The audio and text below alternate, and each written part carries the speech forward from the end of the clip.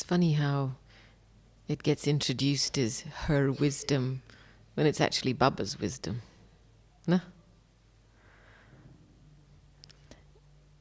I'm not sure why, but I think I'd like to start this topic off with a story. And this story comes to mind a lot. And at first glance, it doesn't appear connected at all to this topic, but I'll tell you the story anyway. It was about 3 or 4 years ago, maybe more, and it was the month of perhaps January. And I had a 3.5-week tour in Sri Lanka. And the war there had just finished. And somehow, through some connections, we had been given some clearance from the Ministry of Defense to travel into the war zones. And I was going to travel from Colombo to somewhere in the north, I think Jaffna, by an army plane. You know, one of those big tank-like looking planes that don't have many windows.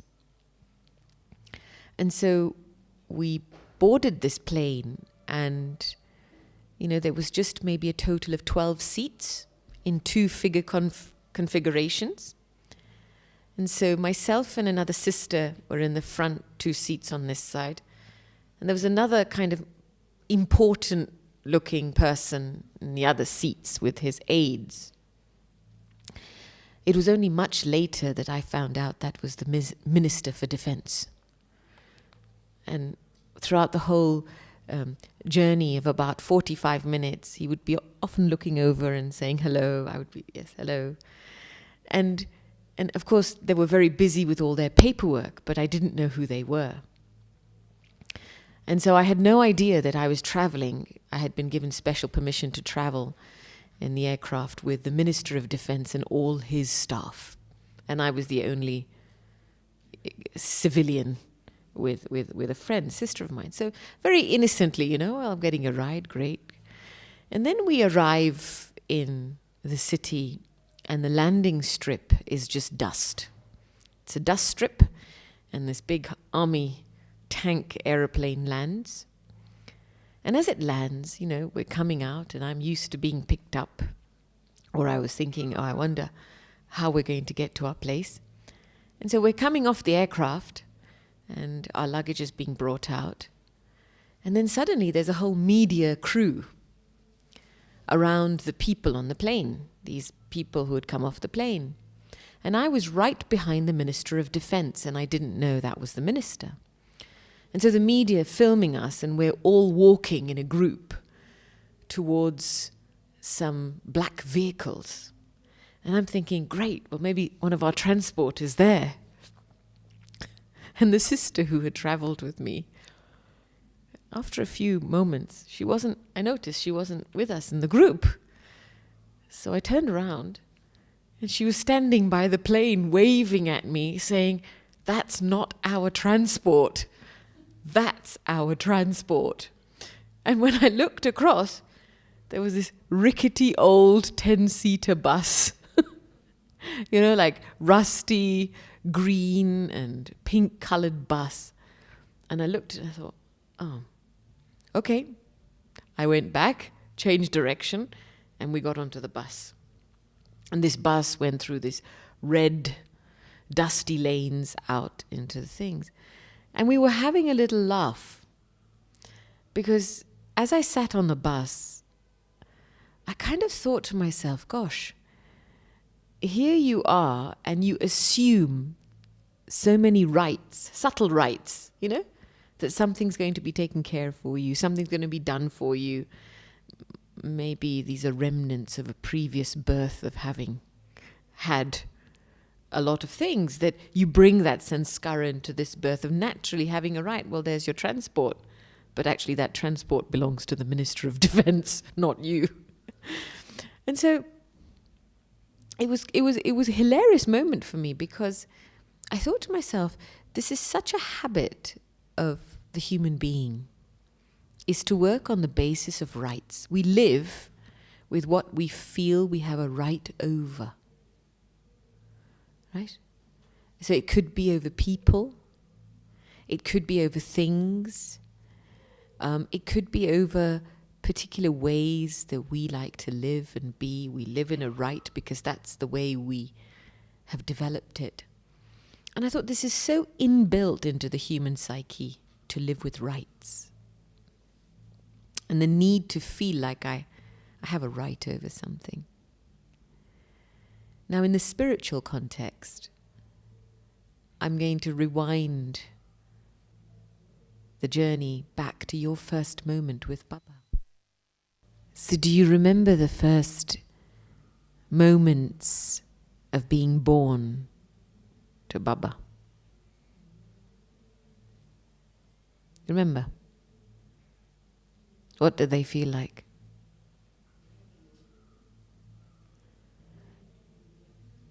Sorry?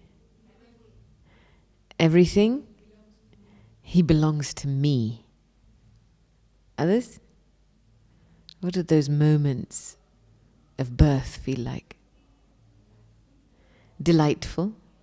Lightful? Drama? Okay. Greatness? Happiness? Excitement? And quiet joy. Right? The moment you're born, all of these energies are yours. They're just yours. They're your right. You know, in Sangam Yoga, it's your right to be happy.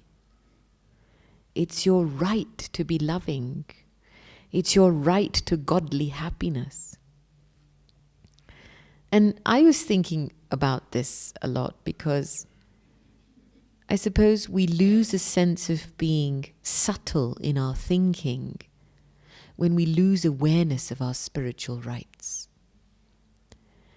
And we substitute spiritual rights for material rights. You know, it could be service, outcomes in service, relationships. And that's where the happiness fluctuates. But the moment I stay aware of the energy I received from Baba, and I felt as a child with Baba, that is my eternal right.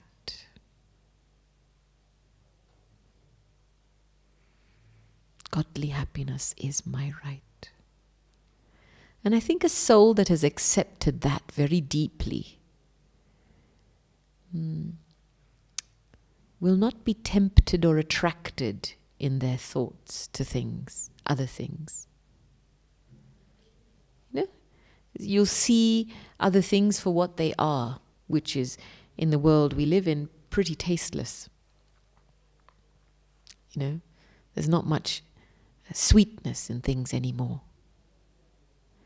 And I feel that when we explore this subject of becoming Avyakt, for me it seemed like a bit of a paradox that we would talk about becoming Avyakt in our thinking.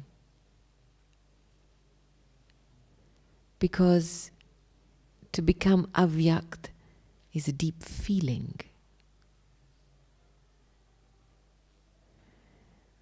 And it's the feeling of godly love. It's the feeling of the ocean of peace is my Father. It's the feeling of my own supreme purity. It's the feeling of joy. The Avyakt experience is a qualitative experience. It's a quality state of feeling. And so when someone is in their Avyakt stage,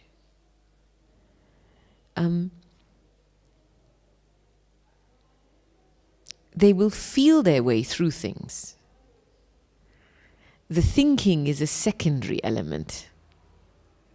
So the first honor that's given is emerging, and the feeling of peace, emerging godly love, emerging the sense of feeling combined with Baba, and then observing. And the thought only is generated as required. You know, I've been watching Dadi Janki a lot lately, and Dadi's somebody who's very true in herself. And many times people will ask Dadi a question, and Dadi will just sit there.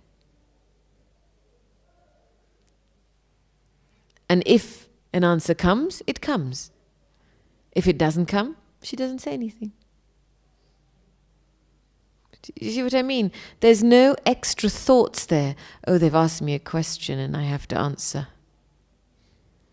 There's no obligation, no feeling of obligation or subservience in the mind at all. Yeah? The Avyakt stage is a stage that is free from attraction and subservience. And that's why you can almost be quite childlike in this stage. You know, that little child that hasn't yet gotten used to its body and is just a soul-conscious little ball of energy. It's delightful, isn't it? So, yeah, it doesn't matter if whatever's going around, whether it's raining or whatever, it's exuberant with its energy. And so I suppose becoming Avyakt, and it's something that I've been experimenting with, is beginning from this place of feeling, pure feeling, with everything. And then if the thought comes, it comes. If it doesn't come, that's okay too. So thinking is completely opposite to practicing the Avyakt stage. Does that make sense? Now, there is a context for the Avyakt stage. Remember, the Avyakt Murlis was spoken after 33 years of the Sakar experience. And the Sakar experience and the Sakar Murlis are Murlis that cover not only the basics of Gyan, the history and geography and the facts and figures, but also very much the practice of virtues in life. Through the Sakar Murlis, Baba told us, speak sweetly, speak softly, speak slowly. Don't look at anyone's defects. Very practical advice to adopt virtues in our interactions and reform our character. Right?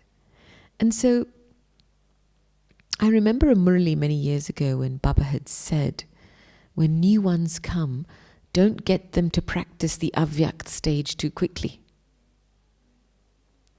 Because it's, he didn't say this, but I understood from that Murli that what then that happens is if they haven't had the Sakar experience of using their body, of fusing with Baba, using their time, thoughts, body, money, wealth in Baba's service, then the Avyakt stage becomes an escape from the drama.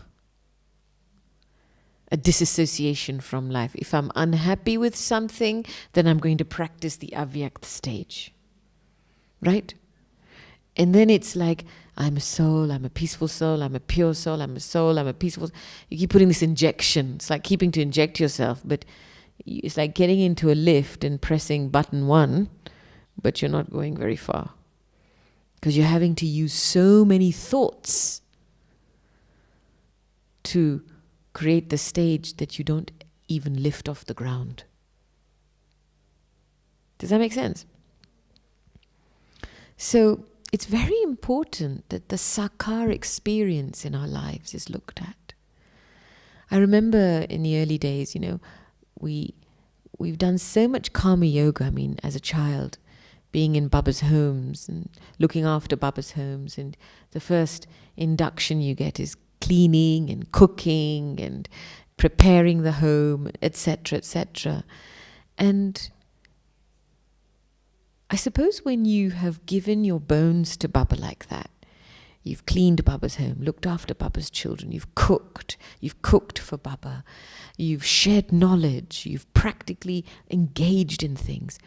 After a period of time, just because you've had physical fusion at so many levels, you start to feel a sense of ownership in your relationship with Baba. Baba is mine. He's nobody else's, he's mine. I don't think you can become Avyakt without this feeling. He's mine. And once it gets into your bones, it's like belonging isn't an issue anymore. You're just this, he's mine, everyone else is mine. There's a sense of closeness that is felt all the time.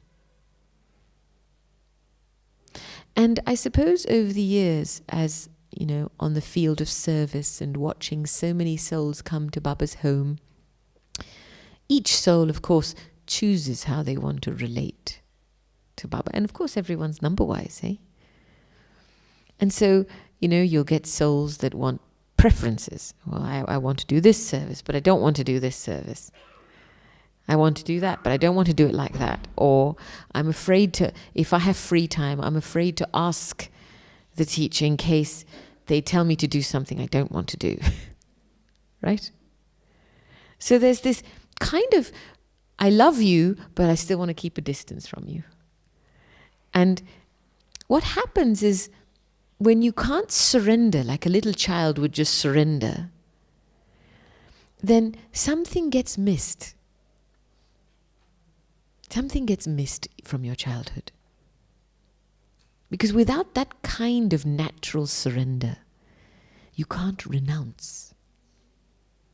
And later on, renunciation becomes difficult. When you've surrendered and you've just gone with the flow of what Baba is inviting you into, then later on, when things come up inside or outside, letting go is easy. And that's what's required, becoming Avyakt mentally. It's a deep shedding process, your ability to shed opinions. Renunciation has many levels. When you first came to Baba, it was very gross. You moved house, you moved job, you moved center, you made physical shifts, you changed your diet, you started coming to the center. Great. And then more subtle renunciation was required. Internal attitude, drishti, vritti, cleaning that up. Right? Maybe renunciation of your opinions. Renunciation as you were asked to follow things. Renunciation of your ideas, especially if you're in a gathering and you want to strengthen a gathering. And then renunciation of the desire to be acknowledged and appreciated. Because if Baba belongs to you and Baba respects you and you belong to Baba, where's the desire to be acknowledged and appreciated come from? So this foundation of deeply having surrendered to Baba. Baba's my parent. Baba will not ask me to do anything that is not in my benefit. And I have surrendered to Baba, not to a human being. And so that quality of surrender allows for renunciation later on in life. And I think what tends to happen in a mind that hasn't become subtle, and especially thinking is you start thinking about things you still have. You haven't released ownership. And that's when subtle ego creeps in. Ego of our thoughts, our ideas. And we inevitably become obstacles in very subtle ways to things moving forward. Because somehow we need to stand out. Becoming Avyakt literally means to disappear and reappear. It's disappearing and reappearing. Because your every beginning point for action is a pure feeling. A stability in a pure feeling. So I'm taking a bit of time for this because when in your sakar lives,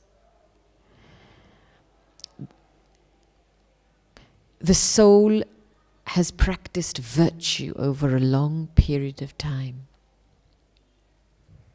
I have conscientiously remained honest with myself by keeping a chart. I have conscientiously remained truthful in my relationships. I have made efforts to become humble, to become loving, to become patient.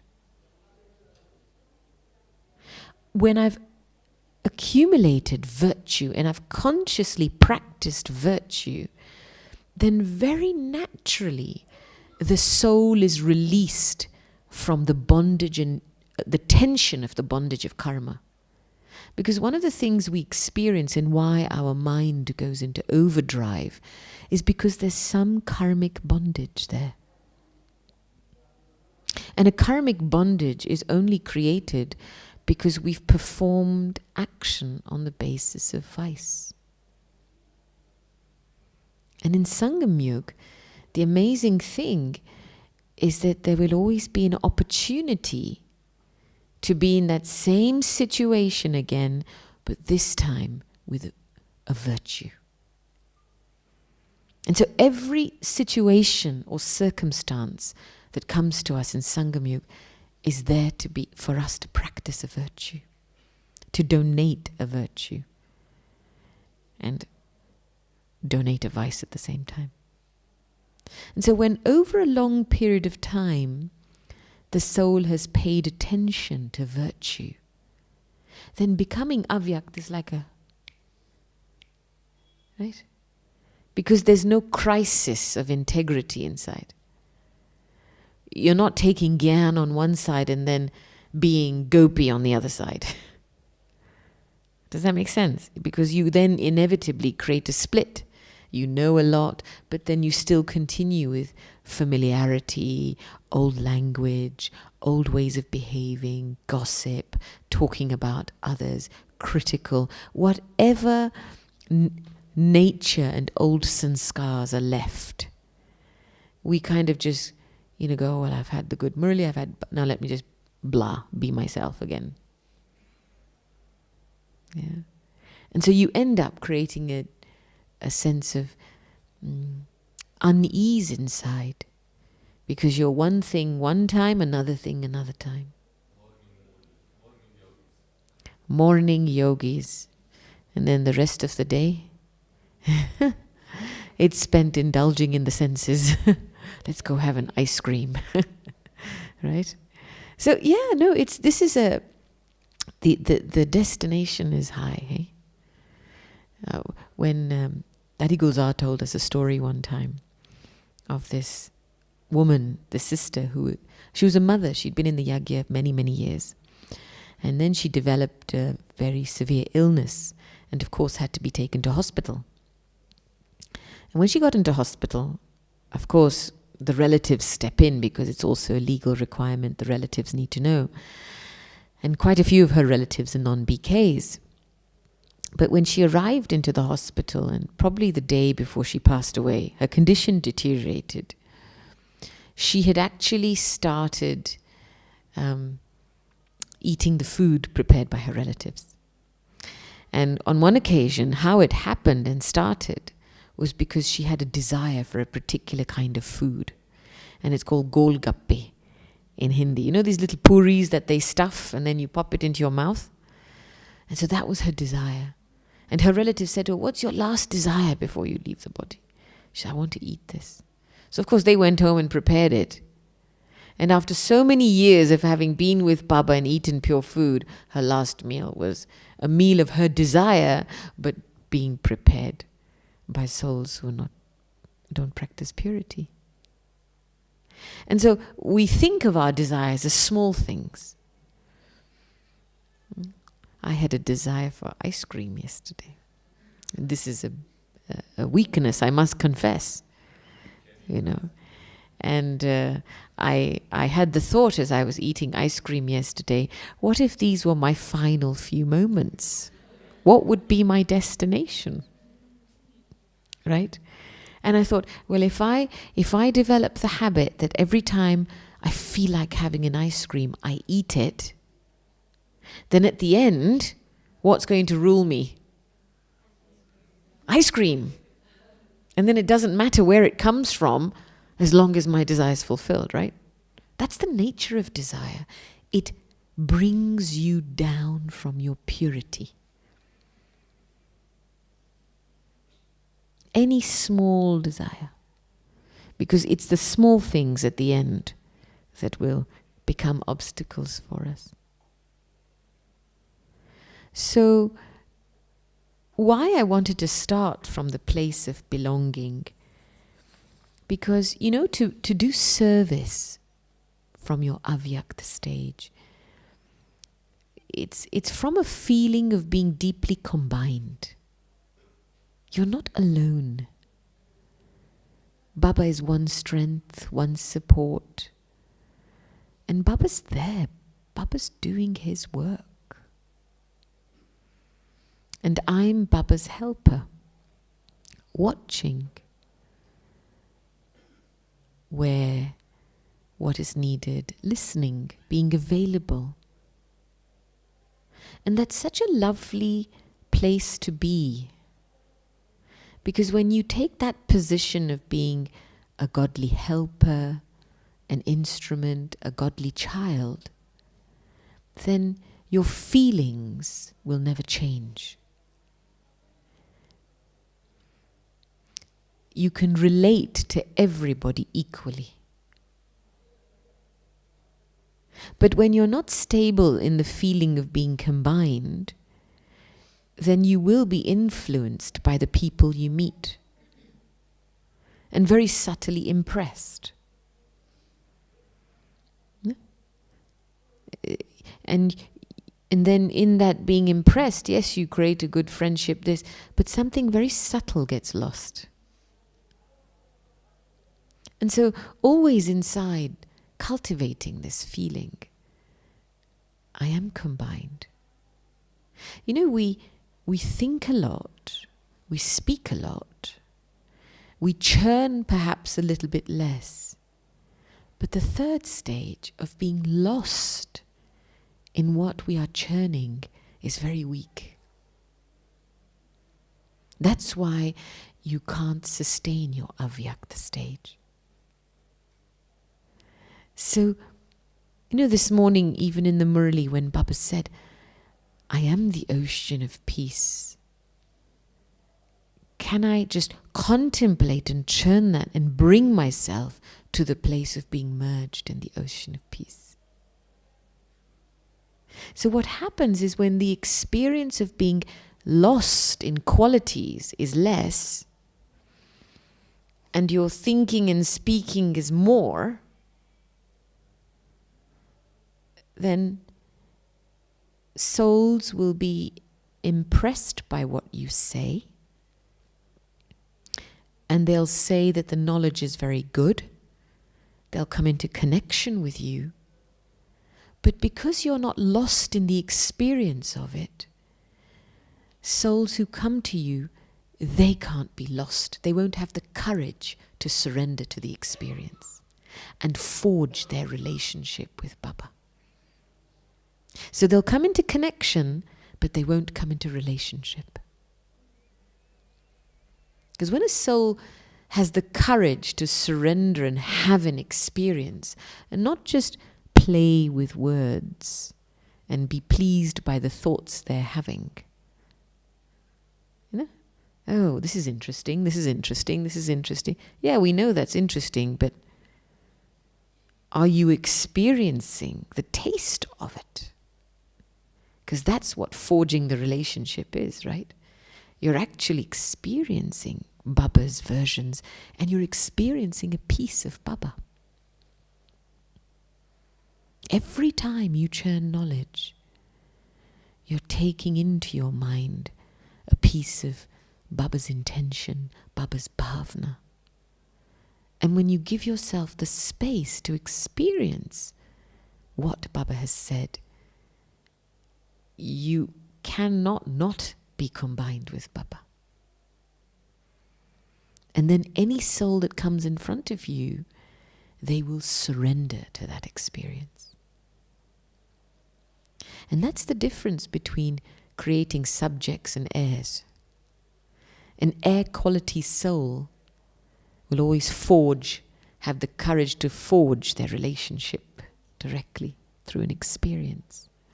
Whereas a subject will be impressed. Listen to words, they'll take some knowledge, filter off, but they'll be happy with a little. So when I look at the daddies and Baba,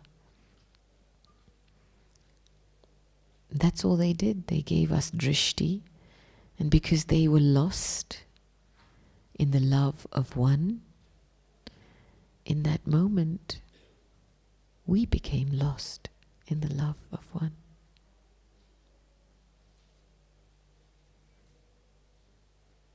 And so to be able to cultivate my Avyakt stage, I have to spend more time becoming lost.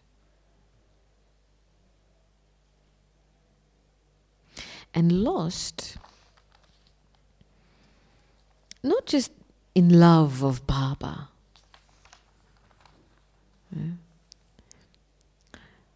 In 7 different areas, we need a taste. One is becoming lost in the experience of my original form.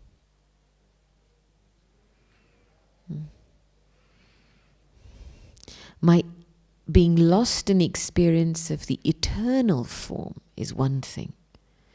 It's deep silence, stillness. But my original form, when I first came down here, the sweetness of that. I need to spend time losing myself in that experience. Then, becoming lost in my original religion of peace.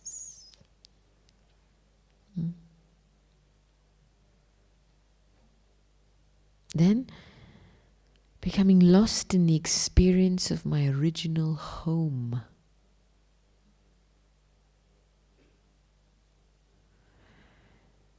And then, experiencing pure actions. You know, pure actions, their residue is satisfaction and contentment. An impure action will always leave you with a gap. You'll feel you've done something good, but ... But pure actions, they leave behind a fragrance of satisfaction and contentment. And then also becoming lost in your aim. What's my aim?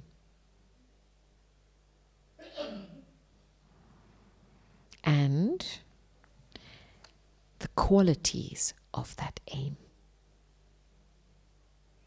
So one thing is to say, yes, Baba, I feel Lakshmi Narayan being Vishnu is my aim, but how many of the qualifications have I actually adopted for this aim? And so feeling the accumulated qualifications, And then lastly, I think, one of the most important things for me is becoming lost in spinning the discus of self-realization. To enjoy swa-darshan, seeing the self. Because I think our thoughts become gross when we start to see others, which is pardarshan. And then parchintan, to think about others. And so to really love swa-darshan, where I'm able to see myself in a trikaldarshi aspect at any given moment in time. Now, when you spend time experiencing each of these, so where is your time to have waste thoughts?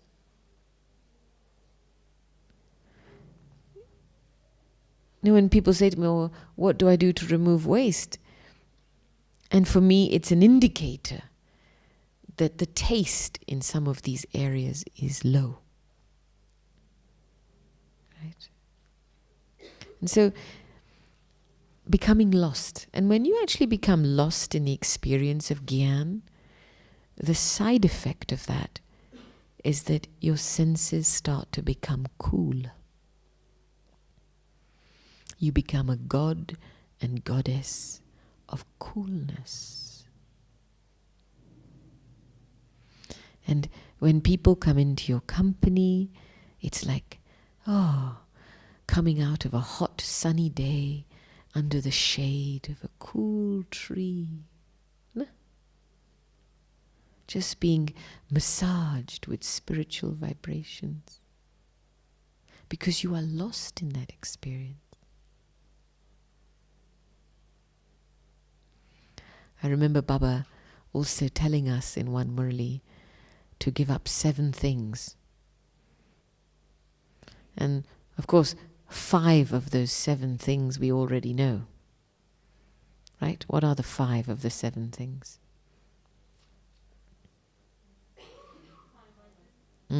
So, name them. Lust, anger, attachment, greed, and arrogance. Yeah. And then the other 2, yes, that's the 6th, laziness. Well, no, he said something interesting for the 7th one. Fear. Fear is a vice.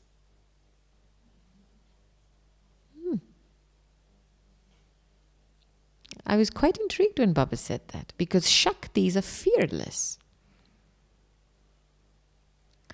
And so giving up fear is important, as part of the process. I think we play with our fears a lot, or we confine our lives to certain fears. And then we never grow. The fear of being told what to do, the fear of conforming, the fear of authority, the fear of hierarchy, somebody being above me, the fear of being stepped on. So many fears we have. And so we adjust our lives, our Brahmin lives, on the basis of those fears. And they don't allow us to stay lost in the experience of Baba, because we haven't given up the fear. And to give up fear, you need courage. You need courage. You have to step out. You have to say, that's not the energy that's driving me anymore.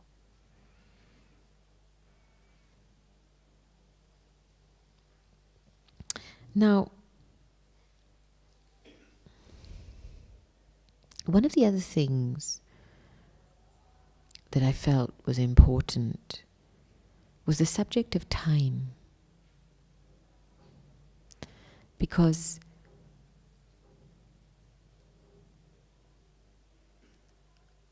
I remember very clearly this Murali that Baba had spoken when Baba had said, when you conquer time, you conquer death. When you conquer time, you conquer death. And why I think Baba was saying this is because one of the reasons why we can't experience being lost in love, lost in intoxication, lost in our spiritual rights, very simply because we waste time.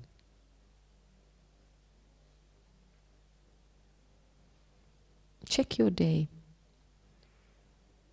To what extent was your time being used in a worthwhile way? And when there's a wastage of time, then wastage has an effect. It creates a burden in the soul. It just doesn't allow the soul to elevate. It doesn't allow the experience of elevation.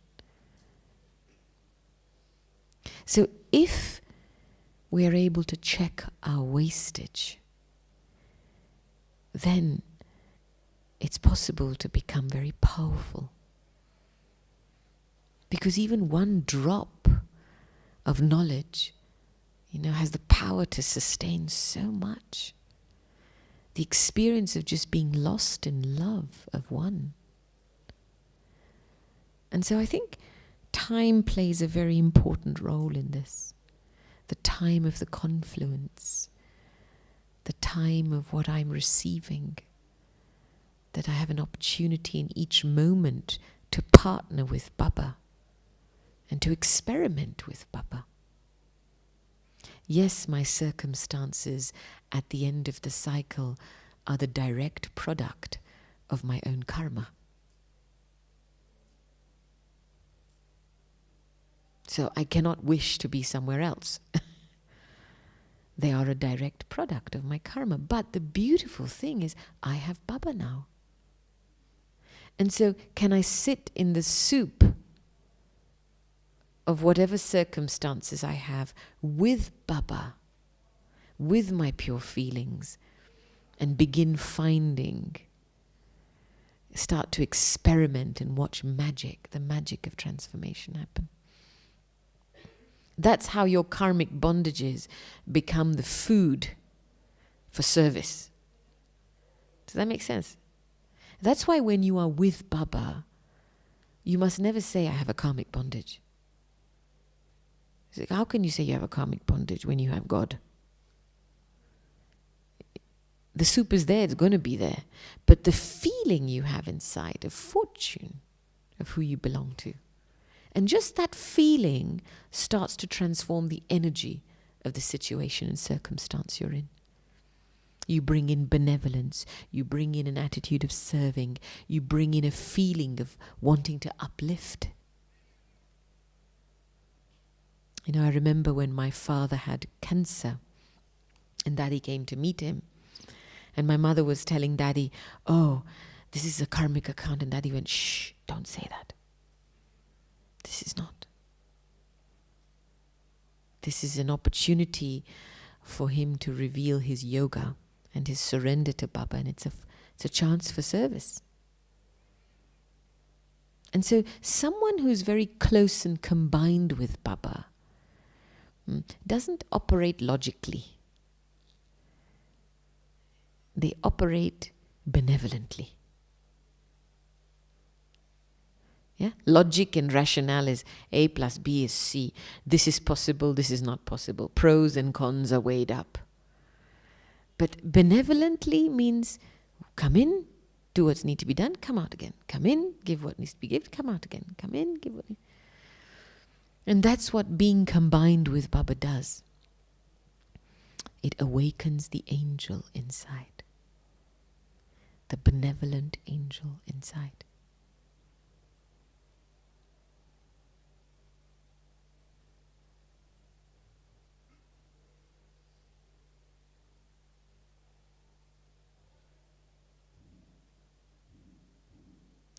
What are the signs of someone who's stable in their Avyakt stage?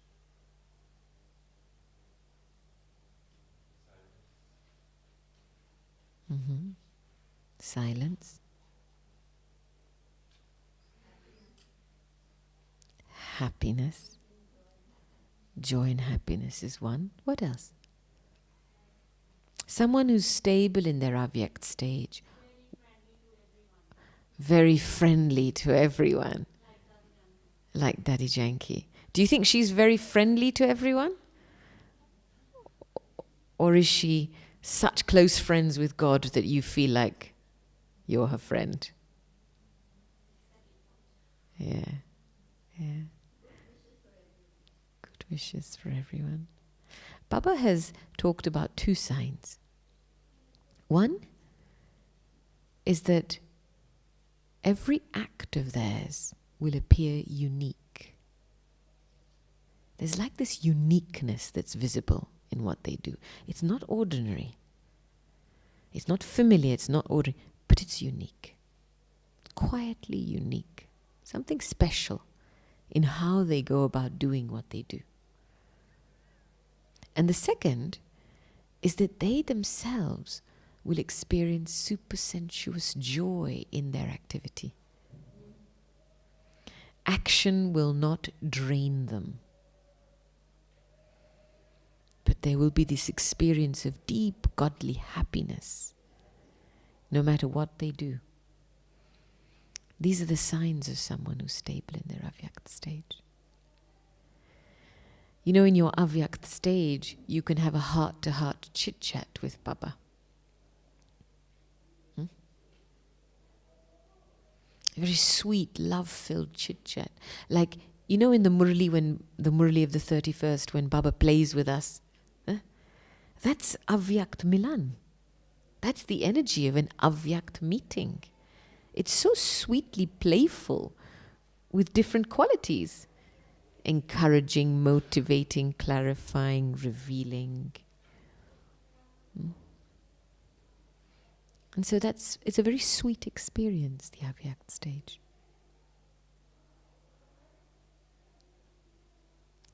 But to be able to make the Avyakt stage a permanent experience,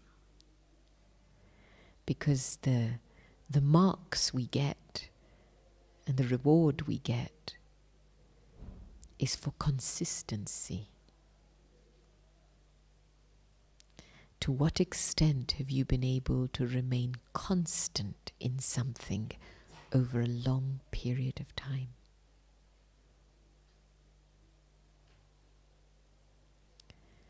And for that,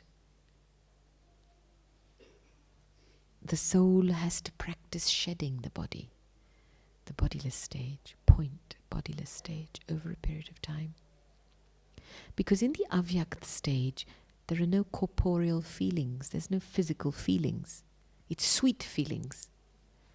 When you met and you listened to Baba on the 31st, for a few moments, even if your body was sick, you experienced the sweetness. There wasn't mixed corporeal feelings in there, was there? There was the sweetness of the soul with Baba.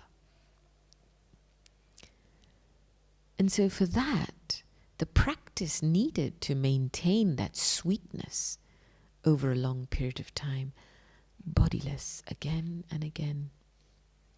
In between your actions, stop and shed.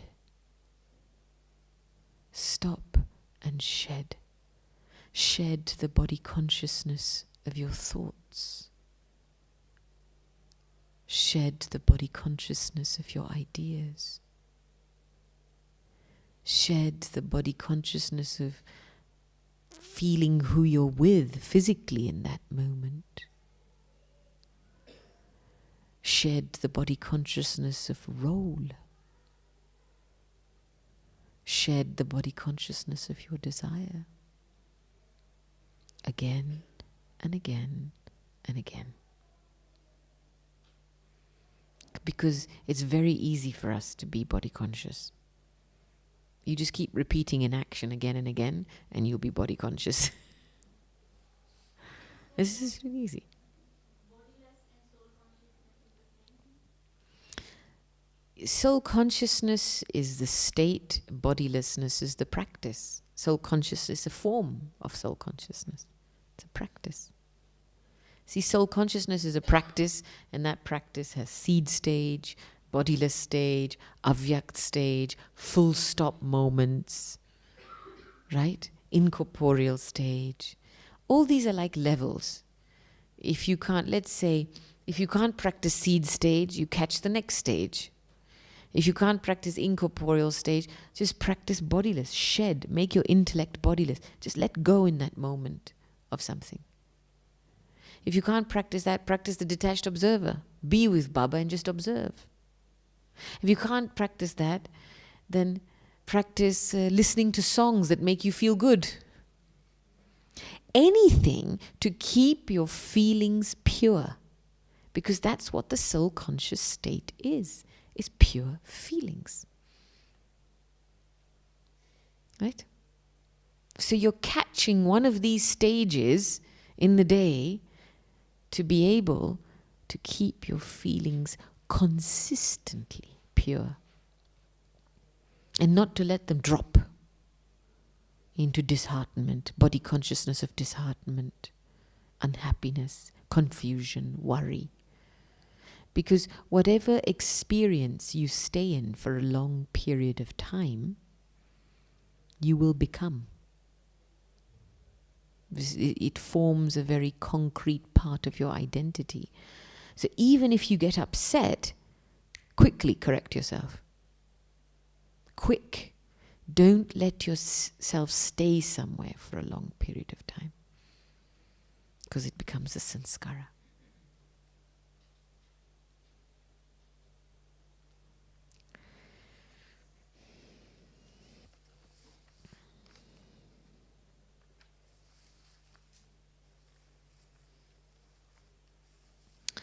Do you remember the drill of the 5 forms? Yeah, when Baba started introducing us varieties of drills in the Avyakt Murlis. All of these drills are designed to enable the soul to emerge pure feelings. And so even when you practice the drill 5, 6 times a day, it's easier to remain in your pure feelings. Just 1 second, go home. Then come down into your new body, the new world, new costume.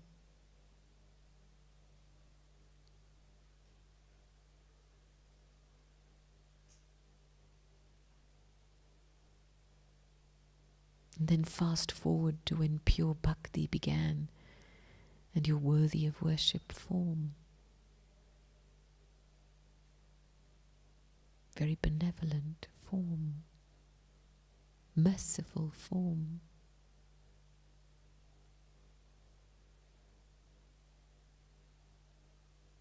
And then your Brahmin form.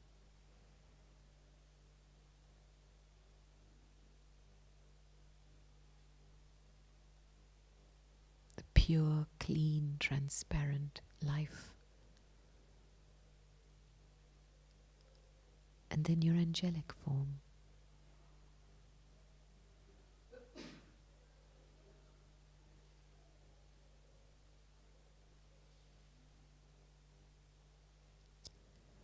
Immediately your mind feels light.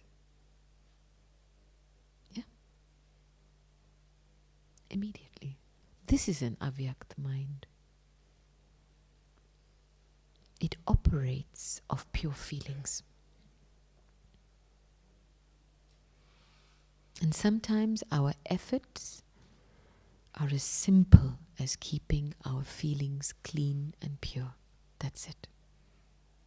Baba's given us many methods for that. And whatever method works for us at any moment in time, we have to adopt that method. But this is the effort. It's very simple.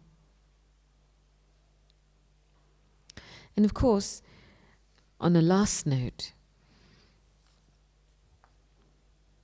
the whole purpose of our life in Sangam Yuga is, of course, one, to enjoy God's company,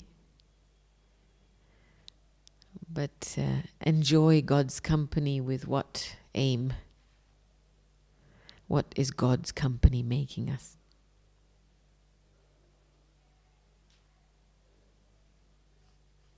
What is God's company and truth making us? Sorry? Deities. And what are deities? Sorry? Lakshmi. What are they symbolic for? Purity and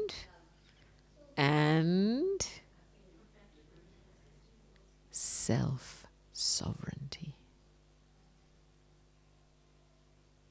That's the end game. God has come to extract you from all your dependencies, to make you into a self-sovereign.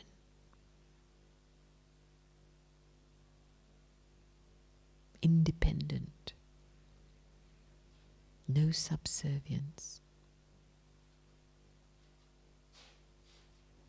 That's why 3 relationships of father, teacher and guru are so important. The father's love makes us feel combined. The teacher's directions create a track so that we don't fall into our belief systems. But as we follow the track of Srimad, we extract ourselves away from our old habits. Right? We understand. And as we follow the Satguru, we experience freedom from the bondage of our actions. And we experience blessings. And that whole process of engaging in these 3 relationships restores the soul back to its seat again. You know, there's this, when the hippie movement began, peace, brother, freedom. But what was the understanding of freedom? It was a resistance to the current system. It wasn't a real understanding of truth as a basis of freedom. And so people who then go on freedom marches eventually become victims of the same system, but just in a different way. There's not real freedom. And it happens in Gyan also. When souls have a reaction or they haven't given up fear, so they have a fear of authority. They have a fear of this, a fear of that. So, no, I have my own relationship with Shiv Baba. I can read the Murali at home. I don't need to come to the center. You understand what I'm saying here? It's very subtle. Because when you come close to God, you come close to each other. There's a very deep connection there. And as we start this process of transformation, which is what Sangam Yuga is about, it's not just about sitting there and lovey-dovey with God. The proof of love is self-sovereignty. And in this process of transforming ourselves to become transparent, see, the Avyakt stage is the transparency of our purity. The full transparency of our purity. So as we follow directions to reform and transform ourselves to become transparent, there are 4 things we need to check. So that, you're on track. Firstly, to what extent is there a stage of being elevated in all aspects? So elevated in my thinking, elevated in the way I speak, elevated, royal in the way I interact, elevated in my lifestyle, what I eat, how I eat it. So I have to check elevation levels practically in areas of my life. Remember, we are reclaiming our kingship. Yeah, kings don't eat in ordinary ways, and anything that comes on their plate, everything they eat is checked. So, to what extent is there a stage of being elevated in all aspects of my life? That's a very important audit to do. Second check. How close have I come to my complete stage?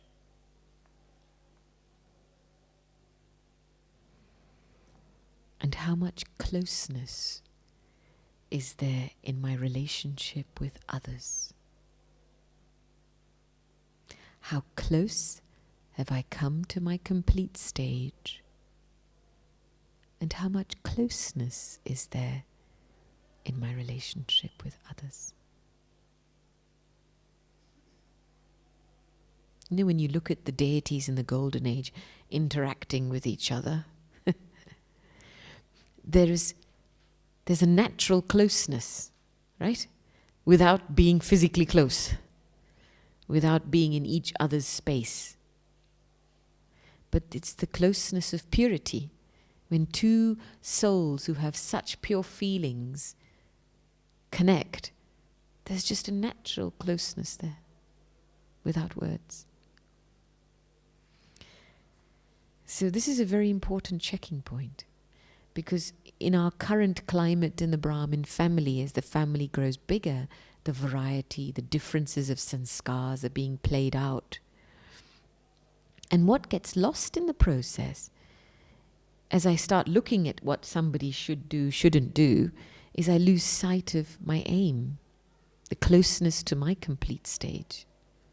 And then as a result, because I lost sight of my aim, I start to become distant from you. You know?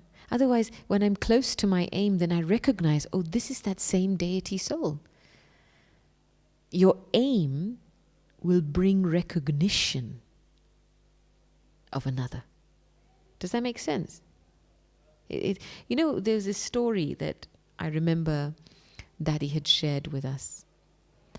And it was a time, Sakar Baba's times. And there was a sister in the kitchen that was creating a few problems. Of course, her sanskars in nature. And Didi came to Baba to say that this is what's happening. Excuse me. And what was interesting was that when Didi came to Baba, Baba said to Didi, "You're talking about her, but why is your face changing in the process?" Right? So then, of course, that was Didi's first correction. And then Baba said to Didi, "Ask that sister to come and see me in the morning." So that sister came to see Baba in the morning. And she came into Baba's room and took drishti from Baba. And then Baba said to her, "Child, whatever bhakti you've done on the path of devotion, it's been false." And she was a little shocked. Why is Baba saying that to me? And Baba then went on to say, "Child, you were worshipping stone images on the path of devotion as deities. And now those very same deities are in front of you and you still haven't recognized them. You're finding fault in them. So what kind of bhakti did you do then?"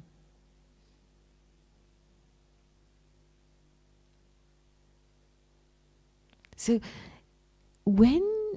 for me, that was a very powerful response from Baba, like a very far-sighted response.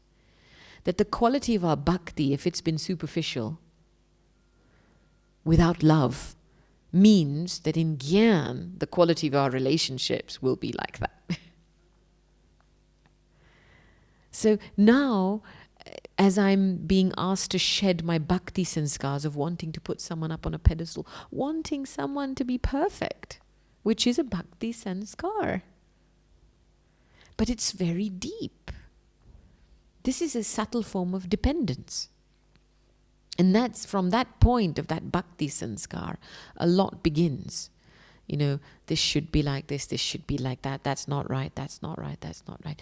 And what I lose in the process is my patience, my sweetness, my contentment, my tolerance. I lose my own divinity in pursuing someone else's divinity. So we're deeply being invited at this time to shed some very old bhakti sanskars and to come close to our complete stage. What am I becoming? What am I being invited to become? And then 3, the third checking point, is very important. To what extent is there contentment with the self and in your relationships with others? To what extent is there contentment with yourself and in your relationships with others?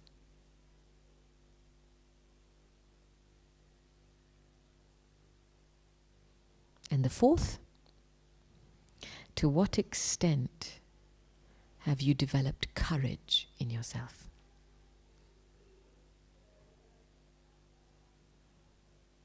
To what extent have you developed courage in yourself?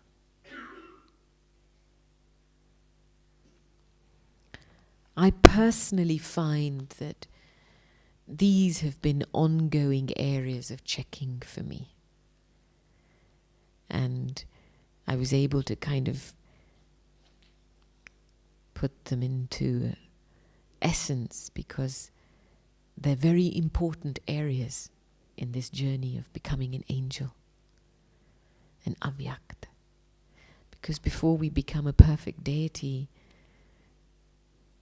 full transparency is needed. And to become fully transparent, I have to change something. And to change something, I have to check something.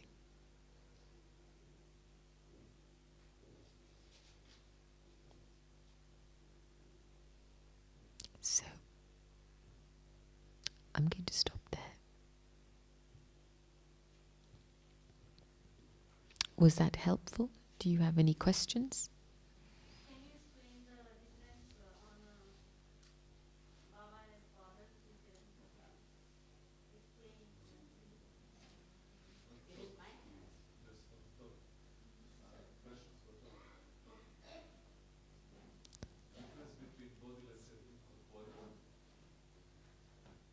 Okay.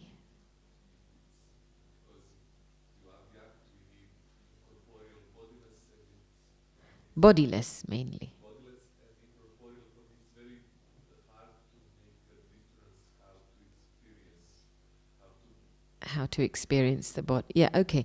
Yeah, we can get stuck in words here. We can get stuck in specifics. But I do want to make this comment that Baba makes me bodiless. I want you to, that's why I started from a place of when a child is born, before it can even say mum and dad, what does it feel? Love of mum and dad, right? It feels love. That umbilical cord of love with Baba is the basis of becoming soul conscious. It's the basis of, in any moment, just shedding the body and becoming the point. The incorporeal stage is the stage of going beyond sound. The home of silence, deep silence. It's taking yourself home. That's the incorporeal stage.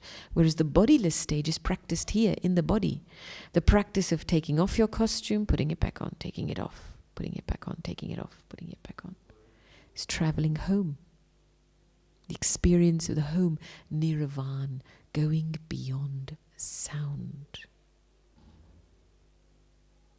So, but all of these practices, bodiless, full stop, what's going to motivate you to be bodiless? What's going to motivate you to go home? What's going to motivate you to put a full stop to rubbish? It's love. It's Baba's love. And when I let myself be a child, then I can experience the Father.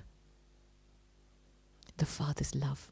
Because in the Father's love is all types of love. It has everything in it. Security, safety, attainment, fullness, everything. We didn't experience that in Sakar Lokik lives. So what? You know, one time a sister came to Daddy and she was taking leave. She'd come to Madhuban and she came to Daddy to take leave. And she said to Daddy, Daddy, my father passed away last year. And on this Madhuban trip, it was the first time I felt Baba to be my father. So Daddy just looked at her very sweetly. And Daddy said, my sweet innocent one, but Baba is your unlimited father. Why are you trying to fit the experience of a small Lokik father into such a big... He has always been your father. He is your father. This Lokik father of one birth is a small experience. It's nothing. So why are you trying to fit the unlimited into the limited? No, Baba is the parent of the child. And then the relationship with teacher gets developed when I consider myself to be a student. You need an attitude of learning. There's a lot of Gyan. You know, okay, the Sakar Murlis are 5-year cycles. Yeah, 5 years, and then they get repeated. So you need to have at least been a Brahmin for 5 years and to have listened to the Murli every single day to get the basics. Let's just be black and white about this, right? And then forget about the Avyakt Murlis, right? The Avyakt Murlis since 1969. And next year it will be what, 50 years? 50 years of Avyakt Murlis. Like, how much studying do we have to do? You know, and if you were to revise all the Murlis, my Lokik mother, she's a Brahmin, and I'm so impressed with her because, you know, she's revised all the Avyakt Murlis from 1969 to present day, 3 times. She loves her study. And when you have so much knowledge of God's perspective on every topic at your fingertips, then it's like having the teacher with you all the time. Because when things come, what you've been taught immediately gets activated. Not your opinions and your feelings and your ideas, but a very, very clear understanding and perspective. Right? That's what makes you a good instrument. Nothing of your stuff is mixed. And then the third thing is the Satguru. And what was interesting was somebody had asked Daddy Gulzar this question, but Daddy, you know, in the East, they have this practice of having gurus and whatever. But in the West, we don't. So how do you experience the Satguru? And Daddy gave a beautiful answer. She said, take the blessing from every day's Murli and experience it. Make it your own. You know, at the end of every Murli, there's a blessing. And she said that you will start to feel that blessing work for you in the day. You will start to live the blessing. So, you know, having yoga with Baba is not a technical affair. It's a love affair. It's a love affair of truth. It's a love affair that's going to make us free. And it's a love affair that will never betray us. Baba can take on any form you want him to take on at any moment in time. If you consider yourself to be a child, you will command Baba with that right. Just Baba, like, you know, Daddy Janki calls out, Mera Baba. Right? Same, when you do that from here, Baba cannot not come. And that's the beauty of Baba, can be whatever you want him to be. But Baba has high standards, huh? Yeah. Very high standards. Yeah. It's not that he's going to come down to your level, but he's going to invite you to come up to his level.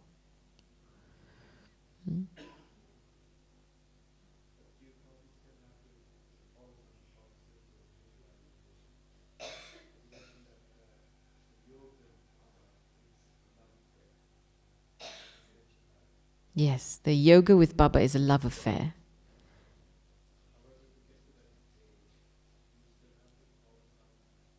Okay, to get to that stage, you still have to follow some process. Okay, when you're having a love affair with a human being, what are you doing?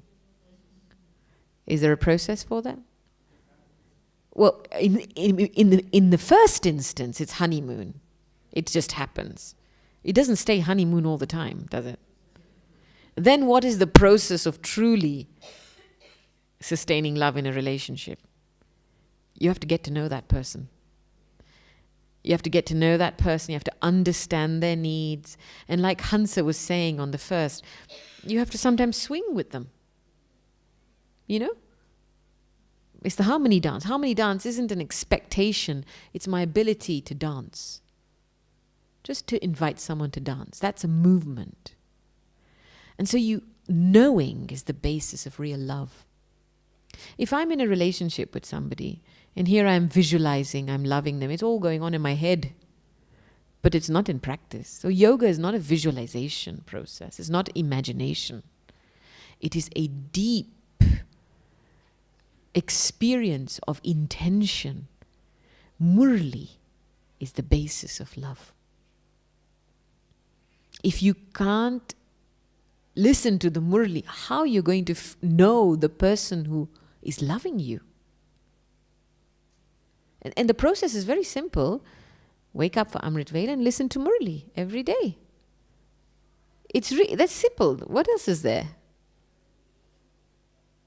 When you are supported so beautifully first thing in the morning with such a loving words and relationship, throughout the day, that's what you remember. And that's what makes you bodiless. That's what makes you want to shed the attraction of the physical. That's what makes you want to keep becoming good.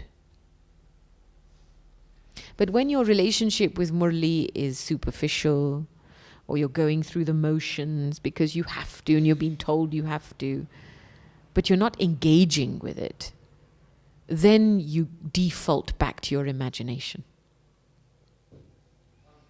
You know, many times when people practice soul consciousness, they're just watching a movie in their head. I'm a soul, point of light, traveling through the ceiling, going up above, beyond to the land of stars and sun and moon, beyond there, into a region of white light, then beyond the white light, into red light. Oh, the light's really lovely and peaceful. And then crash land. Right? And you crash land back into the same circumstances, situation, but you don't have any education. You don't have tools. You don't have weapons of knowledge. So you can't change perspective, you can't detach, you can't observe. So when you use the faculty of imagination too much, you actually end up disassociating from life, rather than using the power to face. Because our game is here. And it's a switch of consciousness. And when we have enough Gyan and understanding, we are self-realized beings on a battlefield. Does that make sense?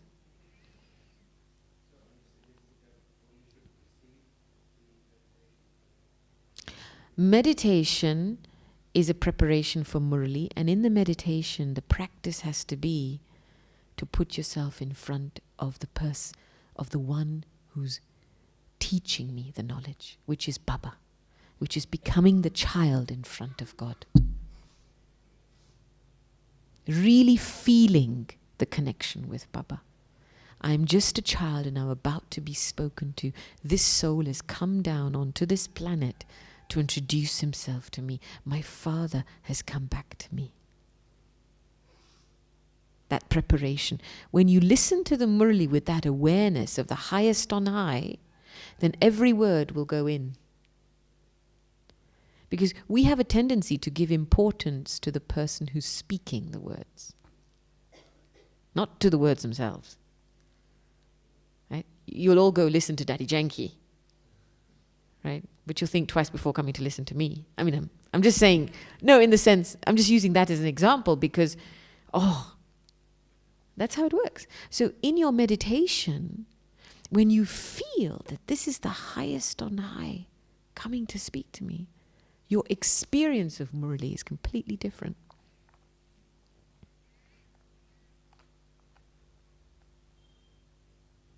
This is what elevation is. This is what celebrating an Avyakt meeting is.